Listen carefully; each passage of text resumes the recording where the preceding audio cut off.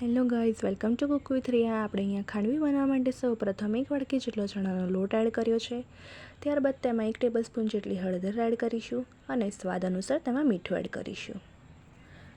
ત્યારબાદ આપણે અહીંયા મરચાં અને આદુની પેસ્ટ એડ કરી છે. ત્યારબાદ આપણે 1 વાડકી જેટલા ચણાના લોટમાં 3 વાડકી જેટલો છાશ એડ કરીશું. અહીંયા આપણે પાણીનો ઉપયોગ નથી કર્યો. તમે પાણી નાખવા માંગો છો તો તમે નાખી શકો છો. આપણે તેને સારી રીતે ગાંઠા ન રહે તે રીતે એને મિક્સ કરવાનું છે. તો અહીંયા આપણે બરાબર તેને હલાવવાનું છે જેથી આપણા બેટરમાં ગાંઠા ન રહે.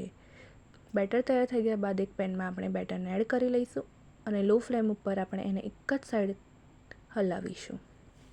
જો તમે બંને સાઈડથી હલાવશો તો આપણા બેટરમાં ગાંઠા પડશે અને આપણી ખાંડવીના રોલ વાળવામાં મજા નહીં આવે.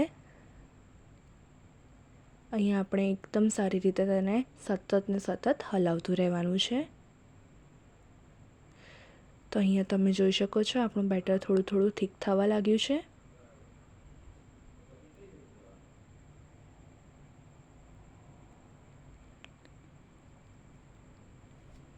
જો તમને મારી આવી નવી રેસીપી ગમતી હોય અને તમે બીજી રેસીપીના વિડીયો જોવા માંગતા હો તો તમે મને સબસ્ક્રાઈબ, લાઈક અને શેર જરૂર કરજો મારા વિડીયોને.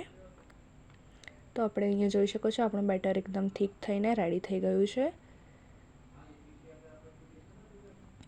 હવે આપણે આ જે બેટર બન્યું છે તેને પ્લાસ્ટિકની કોથળીમાં તેલ લગાવ્યા વિના સારી રીતે તેને પાથરી લઈશું.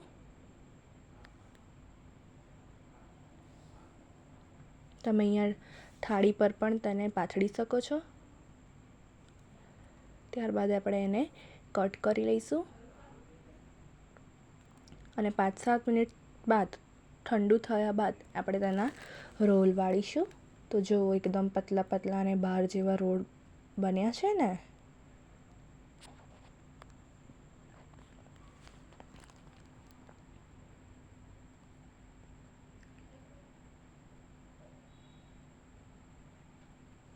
અહીંયા આપણે ધીરે રોલ કરવાના છે. તો એકદમ બજાર જેવા રોલ વળ્યા બાદ આપણે તેની પર વઘાર રેડવા માટે સૌપ્રથમ તેલમાં રાઈ એડ કરીશું, થોડા હિંગ, લીલા મરચાં અને થોડા તલ એડ કરીશું. ત્યારબાદ વઘાર રેડી થયા બાદ આપણે ખાંડવીના જે રોલ્સ છે તેની ઉપર આપણે વઘાર સ્પ્રેડ કરી દઈશું.